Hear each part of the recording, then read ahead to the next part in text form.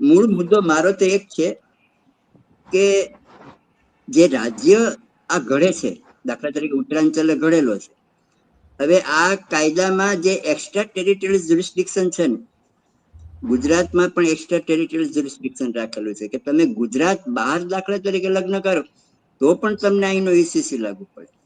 હવે સવાલ એવો થાય કે જે માણસે જે સ્થળે લગ્ન કરેલા હોય એ સ્થળનો કાયદો લાગુ પડે કે જ્યાં રહેતો ન હોય ત્યાંનો કાયદો લાગુ પડે, જેને લેક્સ લોકી ને લેક્સ ફોરી કહેવામાં આવે છે કે સ્થળનો કાયદો લાગુ, તમે જે સ્થળે રહેતા હોય એ સ્થળનો કાયદો સામાન્ય રીતે લાગુ પડે.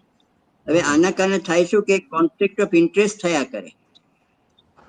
જેમ કે ભાઈ ઉત્તરાંચલ નો જે કાયદો છે આ જ મુદ્દા ઉપર ચેલેન્જ થયેલો છે કે ભાઈ હું ઉત્તરાંચલનો રહેવાસી હતો, જન્મ થયો, પણ હું તો રાજસ્થાનમાં કે મહારાષ્ટ્રમાં રહું છું, ત્યાં મેં લગ્ન કર્યા છે અને ત્યાંનો કાયદો આ પ્રમાણે છે ને તમે, હું તો ત્યાં હવે રહ્યો નથી, રહેવાનો નથી, તો હવે મને એ કાયદો કેવી રીતે લાગુ પડે? બીજી વસ્તુ કે તમારું કૃત્ય જે છે લિવ ઇન રિલેશનશીપનું એ પોલીસ નક્કી કરશે. હવે એક વસ્તુ છે કે આ જે કાયદાઓ છે પર્સનલ લોઝ છે. હવે પર્સનલ લોઝ આપણે રાખવા નથી, એ બંધારણમાં સ્વીકૃતિ છે, બરાબર, આર્ટિકલ 44 થી. હવે આર્ટિકલ 44 માં એવું કહ્યું છે કે ભારતના સમગ્ર પ્રદેશ માટે રાજ્ય આ સમાન સિવિલ કોડ ઘડવાનો પ્રયત્ન કરશે. એટલે આખા ભારતના પ્રદેશ માટે આ કાયદો ઘડવાનો છે.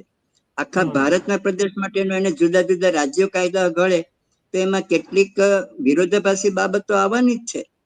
તો એના કારણે તો જ્યારે અહીંથી તમે માઇગ્રેટ થાઓ અથવા બીજા રાજ્યમાંથી તમે માઇગ્રેટ થઈને ગુજરાતમાં આવો ત્યારે કાયદાકીય પ્રશ્નો ઉભા થવાના જ છે.